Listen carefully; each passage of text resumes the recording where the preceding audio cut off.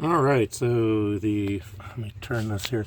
The first sign, I believe we've got some carpenter bees going under here because we have some unpainted wood underneath here, and carpenter bees love unpainted wood. My understanding is the male bees don't sting, only the females.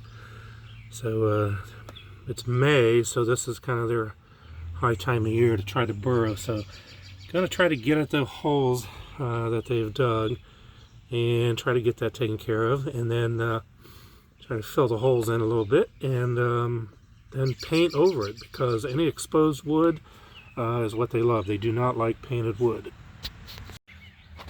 All right, we're going to try this again. I actually got my phone sitting on a paddle. I try to stick this under here. See if I can figure out where these guys are doing this. Hopefully I'm picking something up. There's a big pile right about here of sawdust, so I got my phone up over it. I think they're going into this one piece. Alright, I'm not going to know what I caught until I check the video. Alright, so I was able to find the hole eventually. I actually had to go down in the basement where I had a window that was looking out towards in the right direction, and I found the hole. I actually saw a bee going into it. So the hole was actually bored in from the side. So when I put my phone under there, I really couldn't see it because of the angle. And what I ended up using was this Bio Advanced Carpenter Ant and Termite Killer. I got this off of Amazon. And it also said it does control carpenter bees. So I'm going to see how well this works, and hopefully I can report back on that.